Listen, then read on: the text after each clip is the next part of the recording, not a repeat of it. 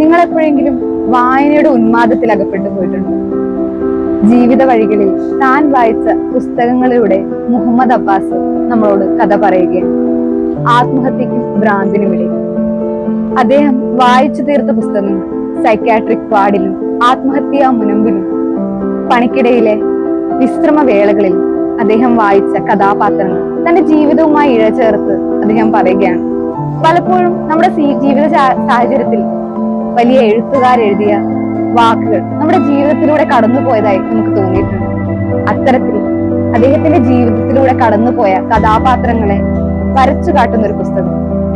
അപ്പോഴാണ് നമുക്ക് മനസ്സിലാവുന്നത് വാക്കുകളും സാഹിത്യങ്ങളും എല്ലാം നമ്മുടെ ജീവിതത്തോട് എത്രയേറെ ഇഴചേർന്ന് നിൽക്കുകയാണ്. അത്തരത്തിലുള്ള കഥാപാത്രങ്ങളാണ് നമ്മുടെ ജീവിതത്തിൽ മുന്നോട്ട് നയിക്കുന്നത്. ഈ പുസ്തകത്തിലെ തുടക്കത്തിലെ ആമുഖത്തിൽ അദ്ദേഹം പറയുന്നുണ്ട്, മലയാള ഭാഷ എന്താണെന്ന് പോലും അറിയാതെ അദ്ദേഹം 8ാം ക്ലാസ് തമിഴ് വിദ്യാഭ്യാസം മാത്രമുള്ള ഒരു സാഹിത്യകാരൻ അദ്ദേഹം സ്വയം മലയാളം പഠിച്ച് ഇത്തരത്തിലൊരു പുസ്തകം എഴുതുകയാണെങ്കിൽ നമുക്ക് ഓരോരുത്തർക്കും ഇതൊരു മോട്ടിവേഷൻ തന്നെയാണ്. നമ്മുടെ ജീവിത വഴികളിൽ നമ്മൾ അനുഭവിച്ച അനുഭവങ്ങൾ സാഹിത്യകാരന്മാരിലൂടെ നമുക്ക് പരിചയപ്പെടാനാവും.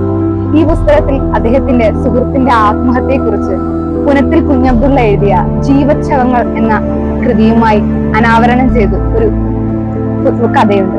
അതാണ് എനിക്ക് ഈ പുസ്തകത്തിൽ വളരെയേറെ ഹൃദയസ്പർശിയായി തോന്നിയിട്ടുള്ളത്. ആ പുസ്തകത്തിലെ കുറച്ച് വാക്കുകൾ നമുക്ക് നോക്കാം. പ്രിയ സുഹൃത്തെ, അന്നേരം നീ തലയും ഉടലും വേർപെട്ട് റെയിൽപാളങ്ങളിൽ കിടക്കുകയായിരുന്നു. അന്നെന്റെ മേലേക്ക് ഒരു പല്ലി വന്നു വീണു. അത് വാല് മുറിച്ചിട്ട് ഓടിക്കളഞ്ഞു.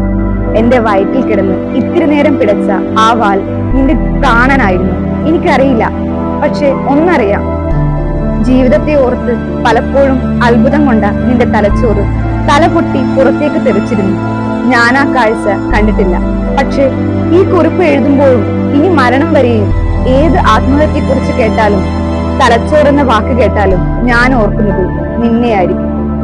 പലപ്പോഴും ജീവിത സാഹചര്യം കൊണ്ട് ആത്മഹത്യ ചെയ്യുന്ന ഒത്തിരി ജീവിതങ്ങളെ നമുക്കറിയാം. ജീവിത പ്രാരാബ്ധങ്ങളെയും അത്തരത്തിലുള്ള എഴുത്തുകളെയും എത്രത്തോളമാണ് നമ്മുടെ സാഹിത്യത്തിൽ സ്വാധീനിച്ചിരിക്കുന്നത്.